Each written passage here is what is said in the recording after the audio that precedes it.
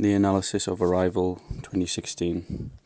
The opening scene is a voiceover dialogue off screen, and it is about time. The word is spoken by Dr. Banks, and she is remembering a child that she had, that she raised, who developed cancer, and there was a dramatic scene where the child dies.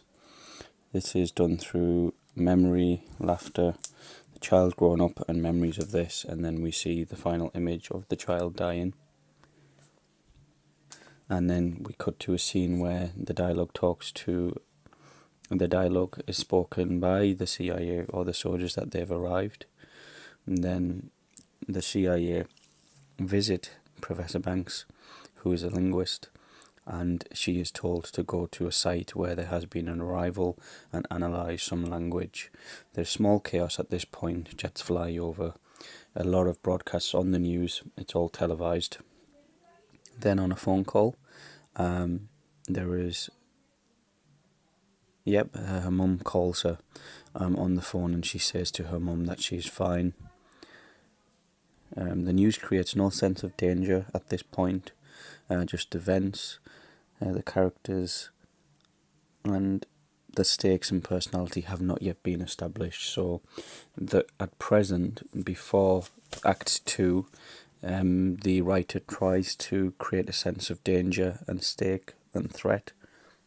However, this has been established well enough in the opening of the movie. The language of the aliens creates curiosity and intrigue in the movie, and this is good because the language is something that's universal. It tries to be more dramatic at this point than it really is, and then we see a more scientific insight where the physicist, who is the supporting role with Amy Adams, then tries to analyse where they enter the spacecraft.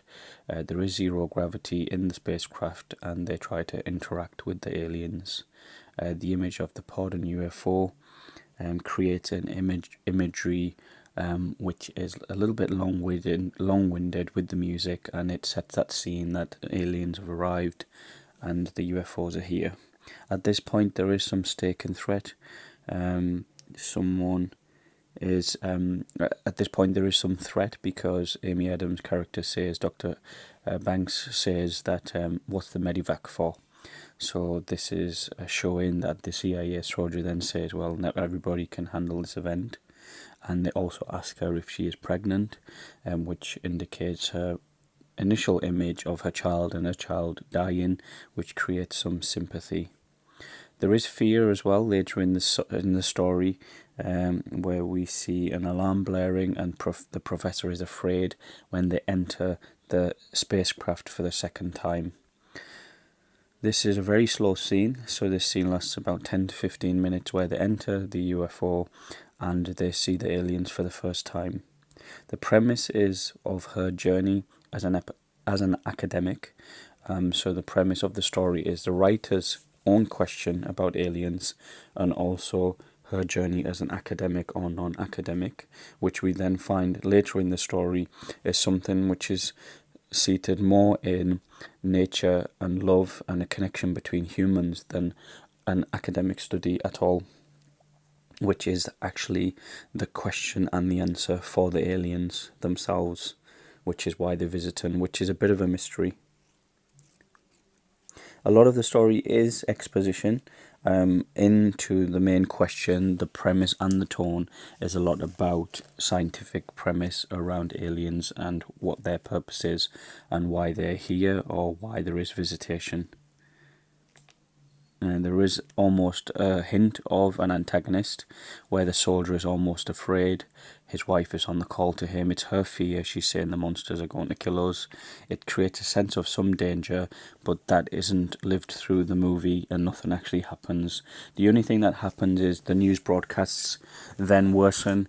There is a word of weapon, and the word that the aliens then express is converted and translated across the nations, that there is going to be a potential threat of war or engagement, and then this creates more sense of fear. We move into Act 2, and then you see tanks, you see people getting ready for war, and then at this point the UFO crafts then turn on horizontally, and also there is a sense that the aliens themselves are angered because the word is misinterpreted. And this also carries on through the tone of the story and the premise of that question on what is this all about. Then into Act 2 we see lots of memories of her and her child. What are they? And this is now an analysis of the physicist, where he talks why have they chosen to be at these locations, why are the aliens in these locations, we don't understand. The main character is still struggling with the loss of her child, but relating to her understanding of a child, or potentially herself and who she is. The aliens then indicate when she has a more confrontational meeting with them, or a more interactive meeting with them, where she goes into a pod. The aliens themselves actually then tell her that she can see the future, and it's something to do with the language, and the language is actually the weapon, and we discover this later on in the story. There is also another stake at this point where she's having dreams and hallucinations, and it's indicated that she might not be fit for the job, and this creates a further sense of intrigue. The midpoint, we are asking the question, the audience is asking the question, are the aliens a threat? Because of the word weapon or offer weapon.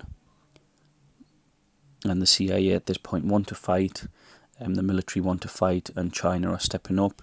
And the aliens are then explaining there is a bigger picture to all of this.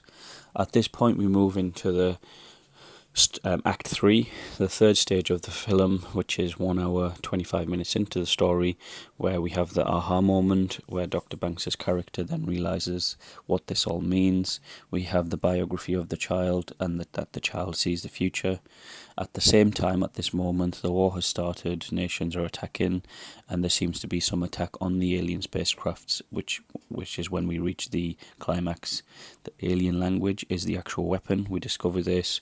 And also then they try to interpret the language, which is 3D. It's non-linear. The language itself has the ability, as languages do, to rewire the brain. And the fact that Dr. Banks sees the future and discovers that she's written a book which is about the universal language. The aliens are simply here to bring that language to humans, but they have chosen the linguist professor, Dr. Amy Banks, to actually write about this language and write about this race. And then in the final scenes she makes a phone call to the Chinese president, and she tells him the dying words of his wife, which are a mystery, they're not told in the movie, and then China steps down, which indicates that this is now about peace, and this is simply about knowledge and giving humans knowledge. And then we see at this point in the final moments of the movie that she sees her future, and she is married to the professor, the physicist, and they have another child, and it's about her continuing on. So this is a story about her handling her own grief with the loss of her child, and this is a story of herself then continuing on and creating a new chapter in her life, which we see, which is done through a flashback or a future, a flash forward, where we see that she's living happily with her husband, and they're getting on with their life, and that the fact that the aliens have now gone. And that is the summary of the entire movie and the analysis of the movie. What I get from this movie is that it's exposition from the writer. The question is, who are aliens? What are they? There is obviously an insight and intrigue that there is a bigger picture to all of this, and the movie does well in the sense that it portrays all of this. However, it leaves lots of questions and further questions as to why this happened this way, and why there was such a big dramatic build up 2/3 of the movie through, and then we find that right at the end of the movie there is just a very short climax, and then the aliens have gone and she continues on with her life.